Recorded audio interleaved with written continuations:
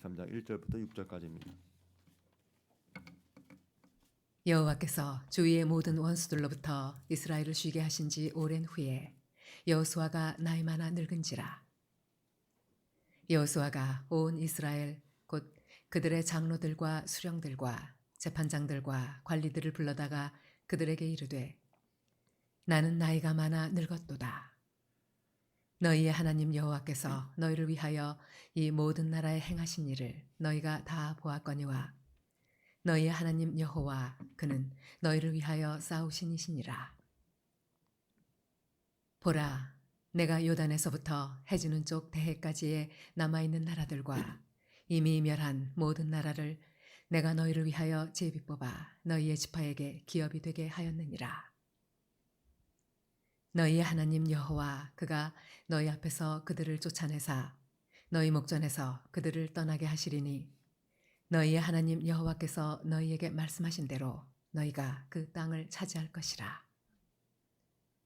그러므로 너희는 크게 힘써 모세의 율법책에 기록된 것을 다 지켜 행하라. 그것을 떠나 우로나 좌로나 치우치지 말라. 너희 중에 남아있는 이 민족들 중에 들어가지 말라. 그들의 신들의 이름을 부르지 말라. 그것들을 가리켜 맹세하지 말라. 또 그것을 섬겨서 그것들에게 절하지 말라. 오직 너희의 하나님 여호와께 가까이 하기를 오늘까지 행한 것 같이 하라. 이는 여호와께서 강대한 나라들을 너희 앞에서 쫓아내셨으므로 오늘까지 너희에게 맞선 자가 하나도 없었느니라. 너희 중 한 사람이 1000명을 쫓으리니 이는 너희의 하나님 여호와 그가 너희에게 말씀하신 것 같이 너희를 위하여 싸우심이라.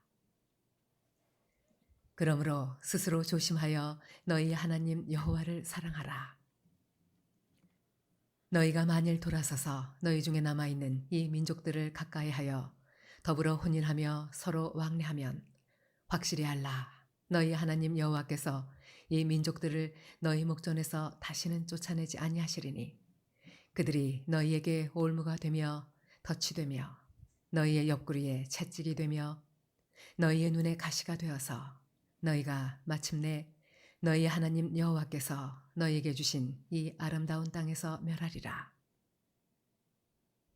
보라, 나는 오늘 온 세상이 가는 길로 가려니와 너희의 하나님 여호와께서 너희에게 대하여 말씀하신 모든 선한 말씀이 하나도 틀리지 아니하고 다 너희에게 응하여 그 중에 하나도 어김이 없음을 너희 모든 사람은 마음과 뜻으로 아는 바라.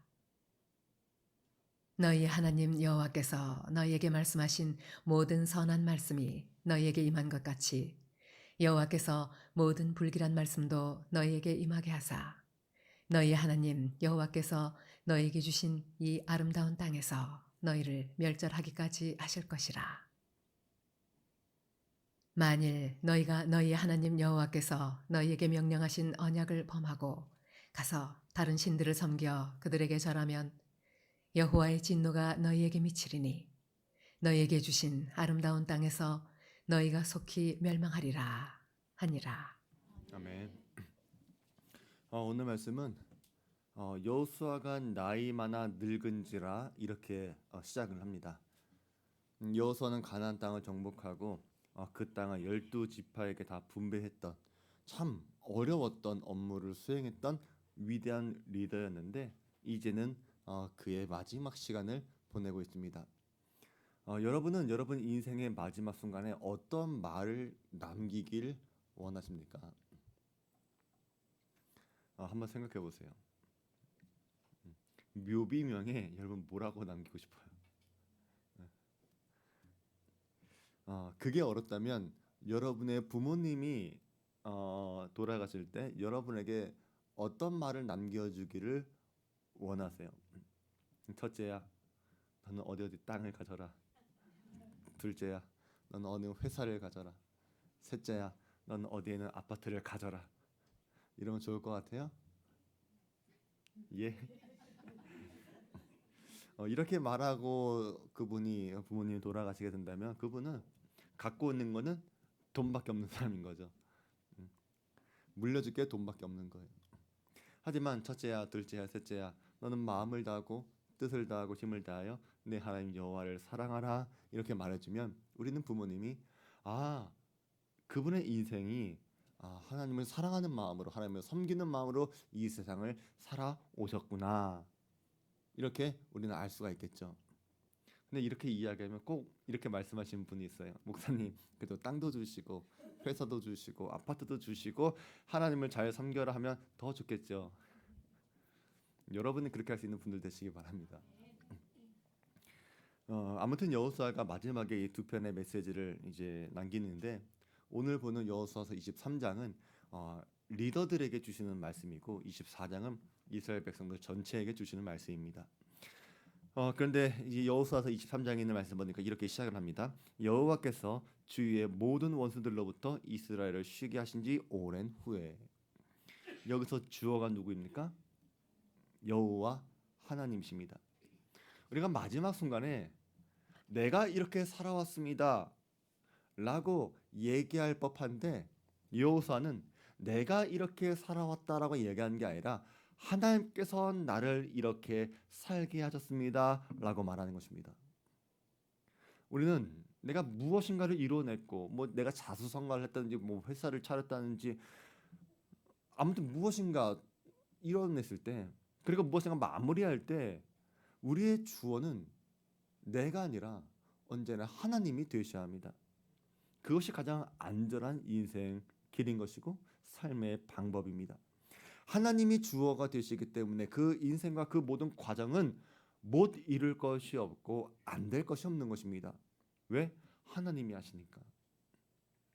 하나님이 주어가 되시면 우리는 동사가 되는 거예요. 그래서 우리는 그것을 순종이다 라고 말하는 것이죠.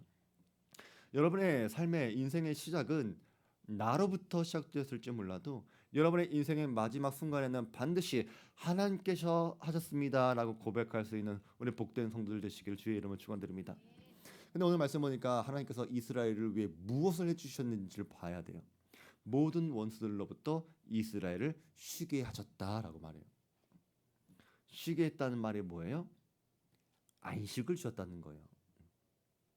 근데 우리는 이 성경적인 안식을 조금 오해하는 것 같아요. 여러분이 생각하는 안식이 뭐예요? 안식이 뭐예요? 쉬는 거죠. 쉬는 거죠. 하지만 성경에서의 안식은 쉼만 이야기하는 게 아닙니다. 성경에서의 안식은 완전하다, 충만하다, 충분하다 이런 뜻을 갖고 있는 거예요. 예를 들어서 천지 창조의 순간을 보세요. 하나님께서 6일 동안 천지를 창조하신 후에 안식하셨죠. 왜 그래요? 피곤하셔서 쉬신 거예요? 주말이니까? 아닙니다. 완전하기 때문에 충분하기 때문에 안식하신 거예요. 만약에 여러분이 안식을 이런 휴식의 개념으로 이해한다면 하나님은 7일째 안식한 다음에 8일째 뭘 하셔야 돼요? 다시 창조를 시작하셔야 되는 거예요. 그렇죠? 근데 하나님은 다시 창조를 시작하신 거예요? 아니에요. 왜? 완전하셨기 때문에. 이것이 성경에서 말하는 안식입니다. 그렇게 생각하면 저는 우리 교회와 우리 성도들의 삶에 안식이 찾아왔으면 좋겠어요. 그냥 단순한 쉼을 얻는 게 아니라 그냥 힐링하고 돌아가는 게 아니라 여러분의 삶에 완전히 채워짐을 통해서 더 이상 무엇을 하지 않아도 되는 삶, 그런 안식, 그런 노년의 삶이 여러분에게 좀 찾아왔으면 좋겠습니다.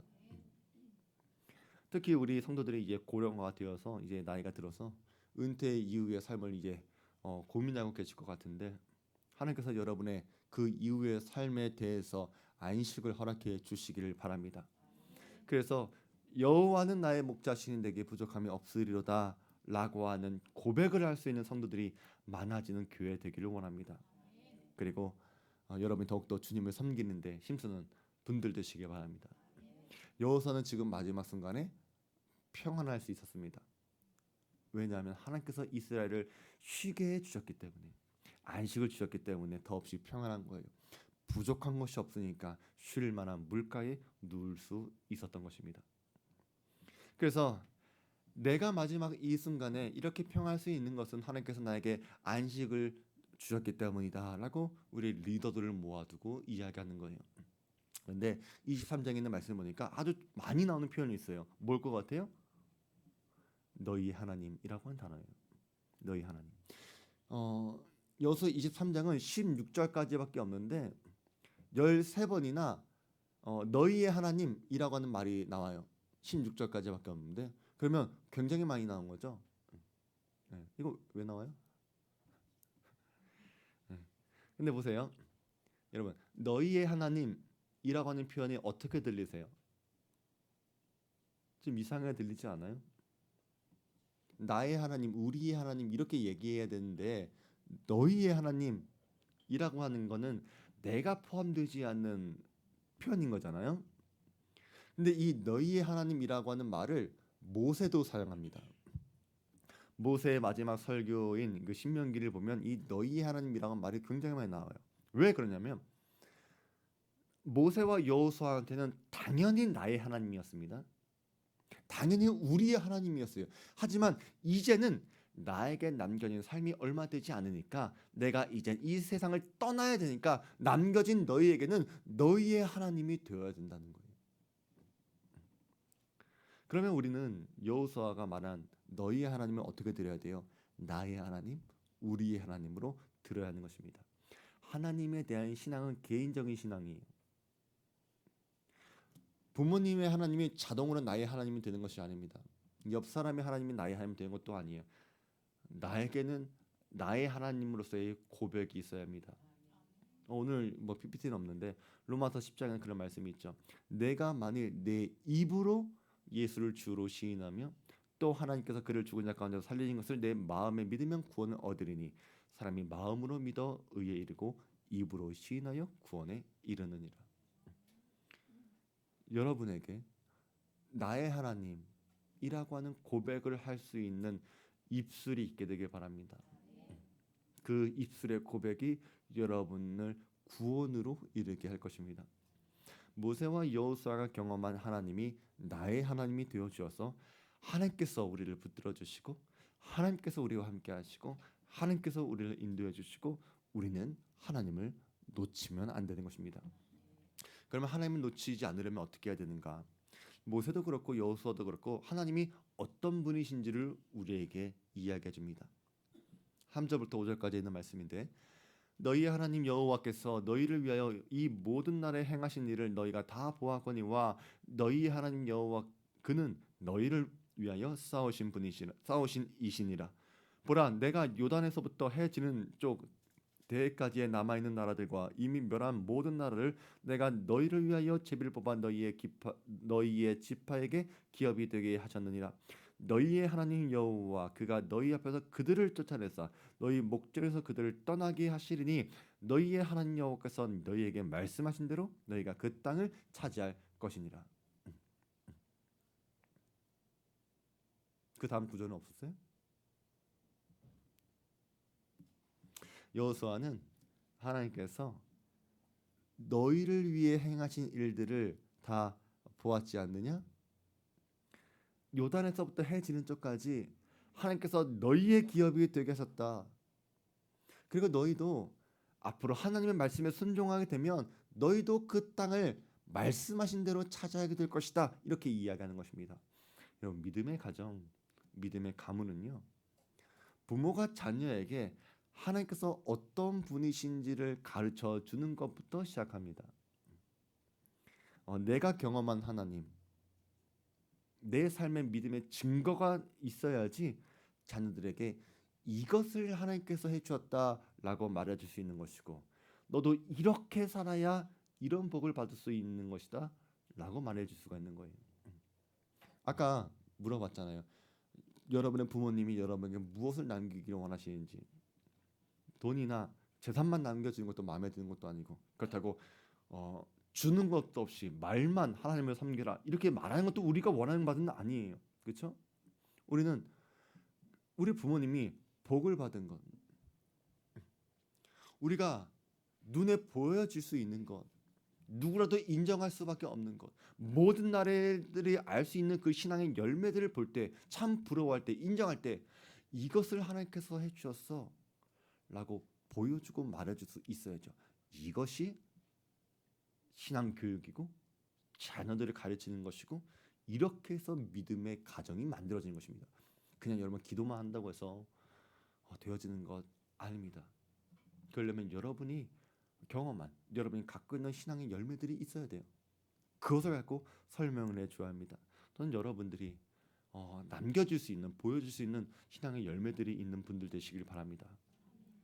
근데 여기서 여호수아가 말하고 싶은 건 뭐냐면 너에게 주신 것은 모든 하나님께서 주신 것이다. 이것을 말하는 거예요. 이스라엘 백성들이 광야에 있을 때는 하늘에서 만나와 메추라기가 내렸습니다. 그때는 누구라도 하나님께서 주신 거라고 인정할 수밖에 없었어요. 눈에도 보였으니까 또 매일같이 하늘에서 내렸으니까 심지어 애굽에서 가지고 온 모든 보석들과 옷이나 필요한 것들도 내 거라고 생각하지 않았습니다. 이것도 하나님께서 주신 거라고 생각한 거예요. 하나님께서 보물창고를 쫙 열어주신 다음에 자 너의 능력대로 가져가라. 가지고 온 가방에 다 넣어서 가져가라. 이렇게 하신 거라고 믿은 거예요. 그러니까 성막을 지을 때도 아낌없이 드릴 수 있었습니다. 왜? 내가 가지고 온 것은 하나님께서 나에게 맡아둔 거였고 가져가라 말씀하시니까 내가 잠깐 복원한 거고 하나님께서 가져오라 하니까 가져간 거예요. 하나님께서 허락하신 것 내가 맡아둔 거니까. 근데 가나안 땅에 들어오게 되면 하늘의 양식이 그쳐버립니다. 이제는 내가 싸워야 하는 것이고 내가 농사를 지어야 하는 것이고 내가 노력을 해야 되는 것이고 내가 가게 문을 열어야 되는 것이고 그러니까 이스라엘 백성들은 그 다음부터는 이 땅의 소유, 이 땅의 모든 것들이 내 노력, 내가 수고하고 내가 땀 흘리고 내가 아침에 일찍 일어나고 내가 저녁에 늦게 퇴근하고 이런 것들 때문에 이루어졌다고 생각하기 시작하는 거예요. 근데 여호수아는 마지막 순간에 우리한테 뭐라고 이야기해요? 너 그거 아니야. 너 그거 아니야.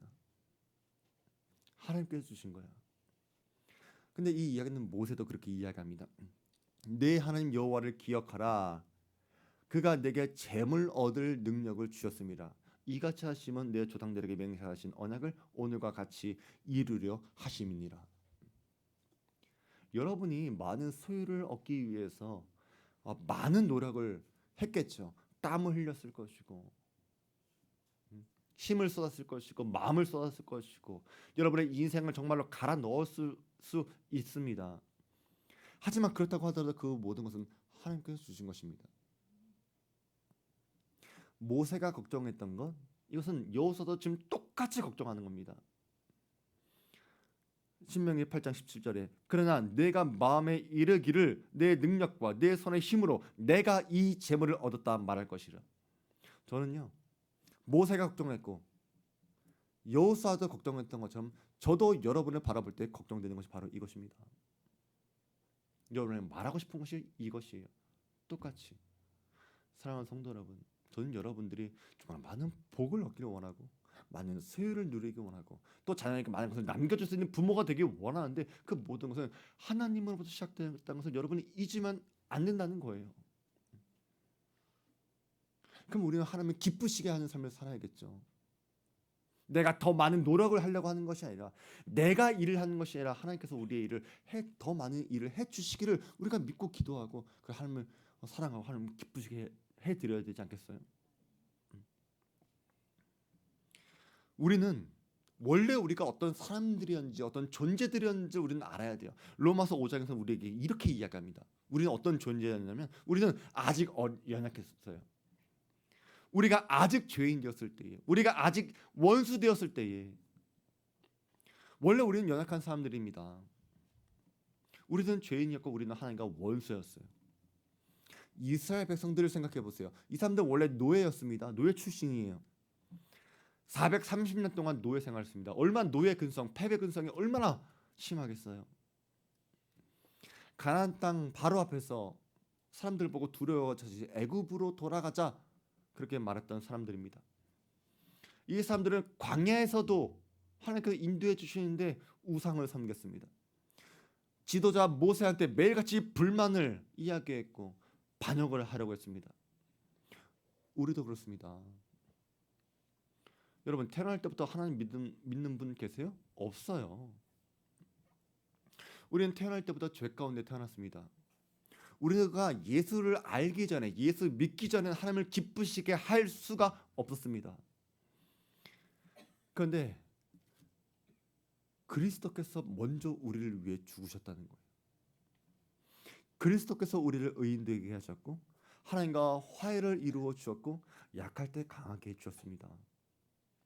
이것은 구약에서부터 신약까지 이어지는, 그리고 현재 우리의 삶을 지배하는 영원한 진리의 말씀입니다. 그런데 우리는 가나안 땅에 살고 있는 사람들처럼 언제부턴가 나의 모든 풍요와 나의 모든 소산은 내가 이룬 거라고 생각했고 내가 마땅히 가질 만하다고 생각했고, 그러면서 하나님처럼 내가 결정할 수 있고 하나님처럼 선택할 수 있고 내가 하나님처럼 무엇인가 할 수 있다고 믿기 시작하는 것입니다. 결국 우리도 교만에 빠지기 시작했고 감사와 예배가 사라졌습니다. 섬김과 봉사가 내 인생에서 지워지기 시작했고 헌신과 희생을 하지 않습니다. 나는 이 정도밖에 하지 못합니다. 나는 여기까지입니다. 그 이상을 원하신다면 저 말고 다른 사람 쓰세요. 이렇게 고집을 부리기 시작합니다. 왜 그래요? 하나님께 순종하면 주시는 축복의 메시지, 축복의 약속을 내가 저버리고 사는 거예요. 그러니까 나는 순종하려고 하지 않고 내가 할 수 있는 만큼만 하고 그 이상은 내가 하지 않겠다. 하나님이 일하실 것을 기다리는 게 아니라 그냥 내 노력만 하겠다. 여기에서만 그치는 것입니다. 그래서 여호수아는 하나님의 말씀으로 돌아가라고 이야기합니다. 그러면 너희는 크게 힘써 모세 율법에 기록된 것을 다 지켜 행하라. 그것을 떠나 우러나 좌우러나 치우치지 말라.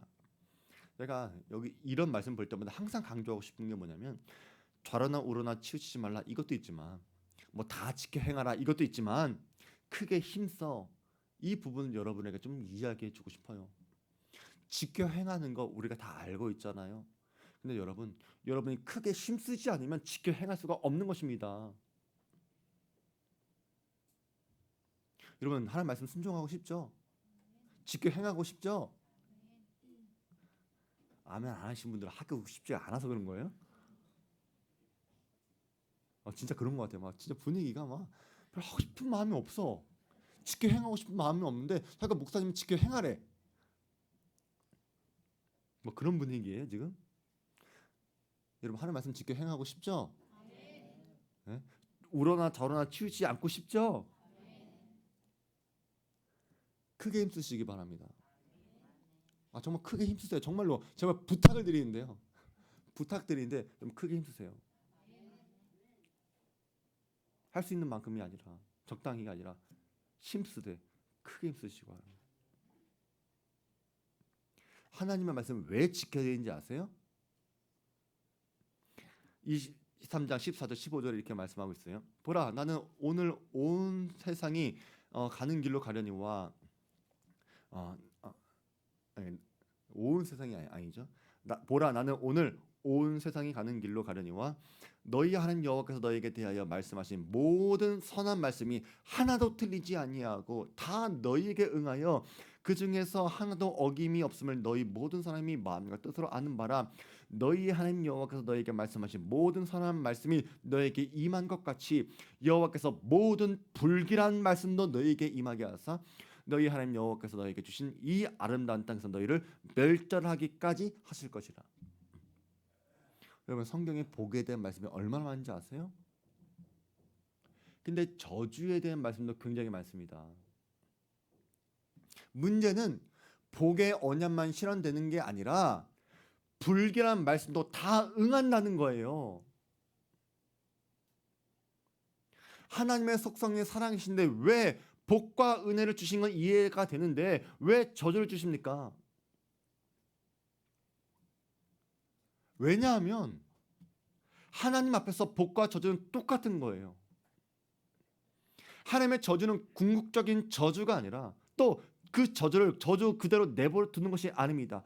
우리 삶에 문제가 있을 것이고 고통이 있을 것이고 저주는 있겠지만 하나님은 그 문제를 그 저주를 회복할 것이고 해결해 주실 것이고 그 문제 뒤에 감춰진 축복이 있기 때문에 그래요.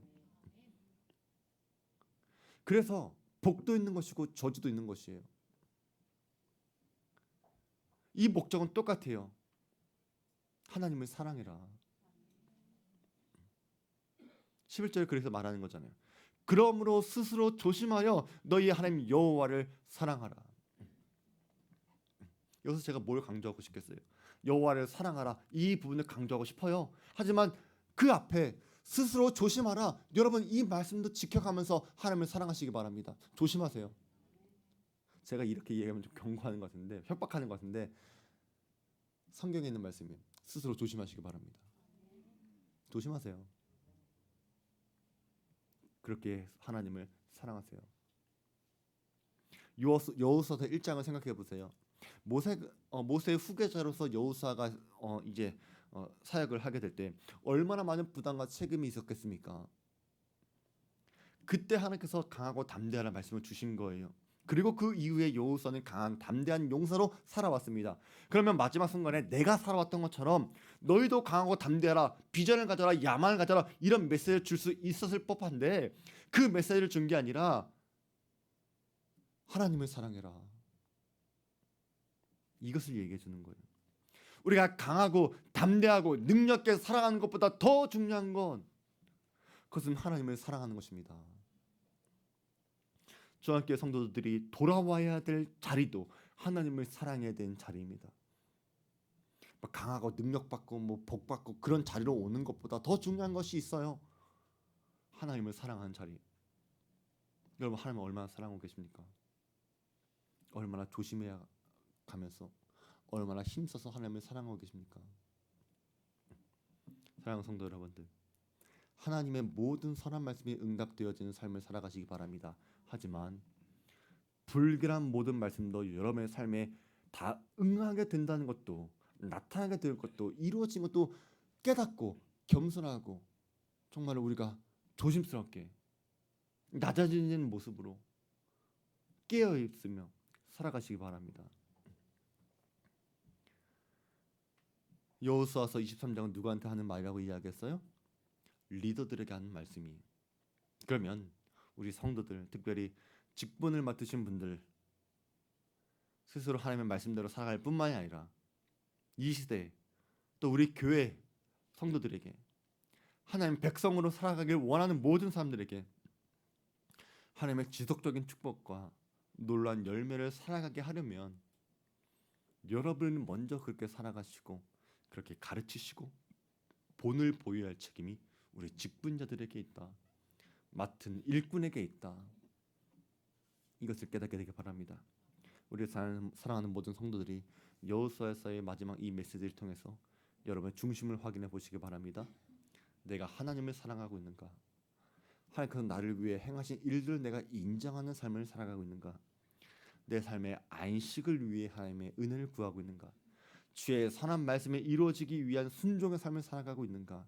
이 점을 늘 생각하시면서 거룩한 우리 백성으로 살아가시게 되기를 주의 이름으로 축원드립니다. 우리 말씀 기억하면서 우리 찬양했습니다.